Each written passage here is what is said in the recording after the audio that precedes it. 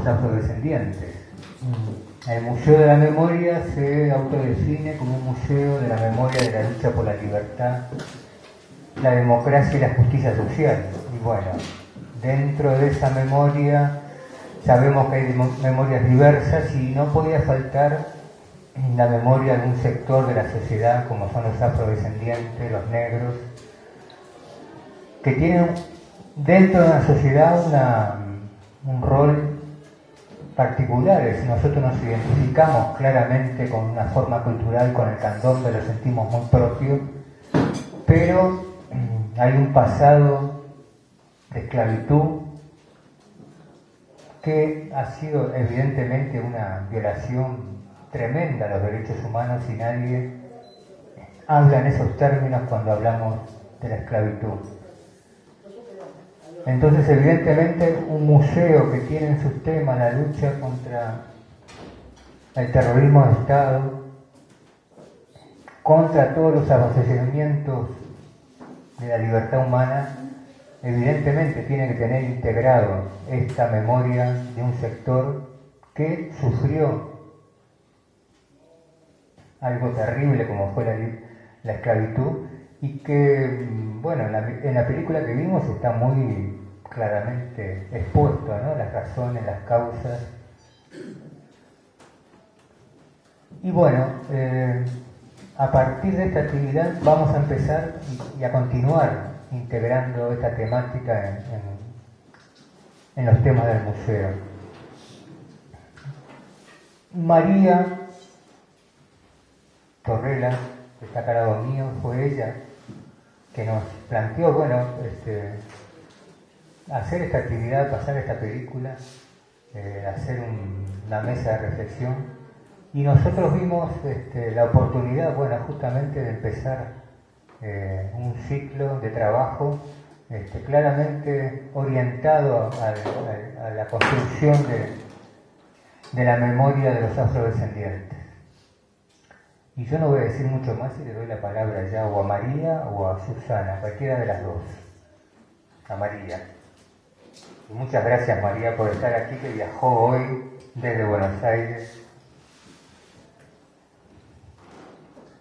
Una gran emoción estar acá en este museo, con este testimonio desgarrador de María, de Chavela, de las Marías y las Chavelas de Uruguay y, por qué no, de América también. Un museo de la memoria está bien, yo creo que recuerde todo lo que pasó. Es un deber, es una obligación de una sociedad, pero también hay que hacer justicia. No basta solamente, como decía alguien de la película, Alicia Esquivel o Ortuño, que digamos, todo esto se hizo con esta comunidad afrodescendiente, se los esclavizó, a las mujeres se las esclavizó doblemente. Yo creo que hay que seguir trabajando para que eso cambie. Han pasado 3 años de esta película y María sigue en la misma situación. María no ha conseguido ni un subsidio que le pague una medicina que debe tomar de por vida, de una enfermedad que le ocurre a la comunidad afro, que es pulmonar y que no tiene curación.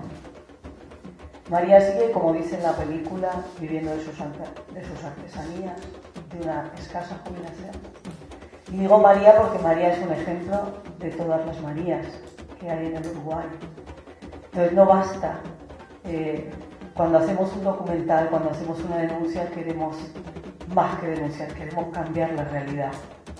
Y nos gustaría que se cumpliera lo que decía el compañero que está acá, ¿no? Urioste o Alicia Esquivel, que decía que hay que recoger toda esta sabiduría de María. Hay que hacer una cátedra en la Universidad del Uruguay, una cátedra del candombe, de la danza, del afro.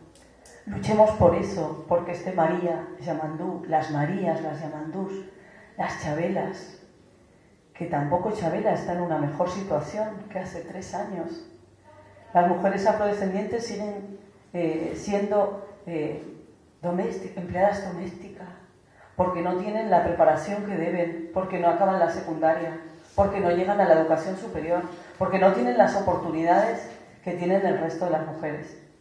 Y estamos hablando de las mujeres, no quiero olvidar que también en el documental se habla obviamente de los compañeros afrodescendientes, ¿no? Y también de las mujeres excluidas. Pero bueno, estamos centrados, aclaro esto, ¿no? Para que no hablemos solamente de la exclusión de las mujeres afrodescendientes.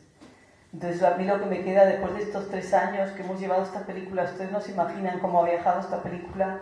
Esta película ahora está en Australia. En principio estuvo en Australia recorriendo las comunidades latinoamericanas, pero ahora le ha pedido la universidad australiana para mostrarle a su comunidad originaria, también este testimonio, porque allí pasó algo parecido, allí fue terrible, allí separaron a los hijos y a las hijas de sus padres y de sus madres, María, y se los llevaban a orfanatos para alejarlos de sus orígenes, de sus raíces, y los adoptaba gente blanca para que perdieran su color, porque cuando les juntaban con un marido o con un hombre, en el caso de los chicos y de las chicas, blanqueaban quiere decir quitarles el color. Es como una maldición que ha perseguido a la comunidad afro. También esta película quería recoger el problema de Haití. Haití, que es la África en América. Seguir luchando para que se vayan las tropas de Haití, las tropas que tiene el Uruguay, que tiene Argentina, que tiene Ecuador, que tiene Bolivia, que tiene Brasil. Países que son progresistas. ¿Cómo es posible que haya tropas de ocupación y que no ayudemos a nuestros hermanos y hermanas de Haití como se debe, con salud, con medicina, como lo hizo Venezuela, como lo hace Cuba? Esa es otra obligación y otro deber que tenemos, pero muy fuerte. Tenemos que dejarnos la vida. Y yo no voy a parar, o sea, si el instrumento de esta película es luchar para que todo esto cambie, para que lo transformemos, pues no hay que parar. O sea, la memoria, hace poco ustedes tenían un episodio terrible en que se dimitió a la jueza que estaba investigando también la memoria que hay en este museo, ¿no? Entonces, eso también es tremendo. Tenemos que luchar, tenemos que arrancarle al poder y a todos los poderes la justicia, aunque no quieran dárnosla, porque es un derecho de los pueblos. Tenemos derecho a la justicia, a la reparación, y que no quede impune. El testimonio de María, que además es el testimonio, no se imaginan de cuántas Marías. Cuando hemos dado esta película siempre salen testimonios. Hoy no hay ningún testimonio, pero en Argentina también salen testimonios como el de María, que les ha pasado algo parecido. Entonces nuestro deber es luchar para que esto cambie, se transforme y se haga justicia y haya una reparación. Yo no lo veo difícil. Es tan difícil hacer talleres en todas las escuelas del Uruguay. Es tan difícil llevar a María o las Marías a las escuelas, a que cuenten su vida, a que le enseñen este candombe, a enseñar el respeto a esta cultura, que, como decía también uno de la película, que está comercializada, que no se la trata con respeto. A la religión, que nos va a hablar ella ahora, que la religión también está sojuzgada. No se la trata igual que la religión católica, que se supone que es la superior, la mejor, la de la raza blanca europea. Entonces, bueno, yo quería trazar estas líneas me parece que son las que tenemos que combatir. Miren, yo llevo esta remera desde que nos dejó el compañero Hugo Chávez. Decirles que Hugo Chávez sí es un presidente afrodescendiente, no como el del norte, como Obama, que luchó por la comunidad afrodescendiente. Él también se reivindicaba indio y también luchó por las comunidades indígenas. Y quiero decirles que las comunidades afrodescendientes en Venezuela han alcanzado el empoderamiento como en ningún otro país, donde las mujeres están ocupando cargos en sus barrios dentro del poder comunal, donde Chávez ya hace muchos años, 7 años, le pidió a Naciones Unidas que cambie todos los textos del mundo, escolares y de derechos humanos, en que se humilla a la población afrodescendiente. Justamente la campaña que se está empezando en el Uruguay, que se quiere eliminar del lenguaje las palabras ofensivas. Bueno, pues también quiero hacer este homenaje a nuestro querido compañero Hugo Chávez Frías. Un afro, un indio y un ser excepcional.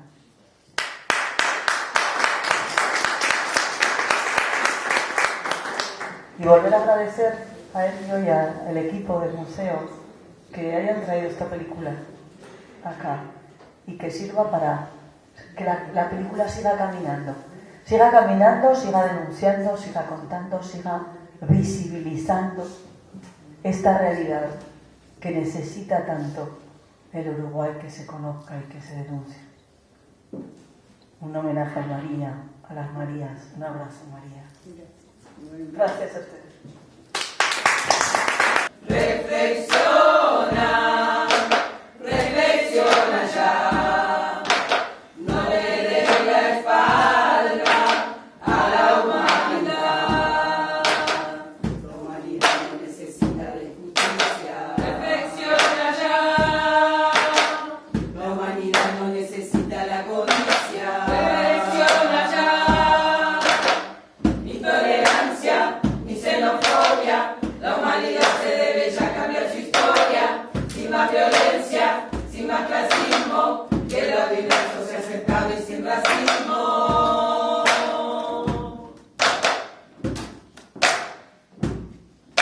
Reflexiona, reflexiona ya. El que discrimina solo quedará. Reflexiona, reflexiona ya. Que esta nueva era nos enseñará. Reflexiona, reflexiona ya. Nosotros le pedimos a María que nos reflexionara sobre lo que hizo y lo hizo muy bien. Creo que nos ha emocionado no solo la película, sino el coro que hemos visto, toda la transmisión de sensibilidad y sentimiento, ¿no? Que lo hicieron muy bien a través de su arte. Yo en otros momentos habíamos intentado hacer algunas actividades con los modos de expresión propios de los afrodescendientes y reflexionábamos, ¿no? Cómo está esa particular dominio del cuerpo, ¿no? Expresividad a través del cuerpo, que de algún modo tiene que ver con esa historia de esclavitud, donde lo único que tenían en un momento era su propio cuerpo para poder expresar algo. Creo que por ahí viene ese tema del por qué son los afrodescendientes tan expresivos con su cuerpo, con su voz, es decir, con lo que pueden hacer sin tener nada más que sus propios elementos corporales, ¿no? Y bueno, lo hemos visto como en el baile y en la música nos han transmitido algo muy potente. Y bueno, invitamos a la maestra Susana que nos hablara sobre otro aspecto que es la espiritualidad, la religiosidad presente en este colectivo humano, ¿no? Que también, como decía María, se lo margina en ese aspecto también, como que se le da supremacía a la religiosidad del mundo blanco. Y bueno, Susana, muchas gracias por estar aquí. Muchas gracias a ustedes, repito, por el momento, por el espacio, por la oportunidad. Lo que decía Elvio del cuerpo, me nace una reflexión. Es cierto, lo único que teníamos, y también el cuerpo visto como un templo, ¿verdad? Y como elemento de invocación. Nos ha pasado, y es una constante a lo largo de las Américas colonizadas en la negritud, la posibilidad de invocar y de pedir protección durante esos momentos horrorosos de la esclavitud a través de las danzas y simulando danzas de divertimento. Un poco traigo la similitud de la palabra candombe y candomblé. El hecho de no tener más espacios para practicar la religiosidad africana, los que nos permitían las festividades de los europeos, de los amos europeos. Entonces, durante esas festividades, que se suponían que eran solamente lúdicas, el afro aprovechar para invocar a través de su cuerpo, a través de su danza justamente, y es esa una constante, el disfrazar danzas rituales en danzas profanas. Por eso la raíz es la misma, por eso el origen es el mismo, por eso el origen del candombe y la similitud de la palabra candombe con la palabra candomblé. Pero no me quiero ir de lo que traía para decir, así no me extiendo demasiado. Yo creo que la película de María es un ejemplo de esa resiliencia de la que hablaba Chabela en la película, ¿no? Un término relativamente nuevo para expresar una capacidad de superación ante perturbaciones físicas, espirituales o ambas, cuando llegamos a situaciones extremas y desde allí nos sobreponemos. Es una forma de soportar, de resistir. Creo que van unidas las palabras, la palabra resiliencia y la palabra resistencia, tal vez una primero que la otra. Pero quiero destacar el aspecto grupal de esa resistencia, cómo hay esperanza en esa actitud de resiliencia, cómo quien antes era víctima se vuelve modelo, porque en este caso, gracias a alguien que vio ese valor en nuestra María, como tantas Marías, se exhibe la película y la tomamos como modelo. Hoy día que tenemos tantos modelos desastrosos en la televisión, qué bueno tener un modelo de resiliencia, de resistencia, de valores culturales, como el de María.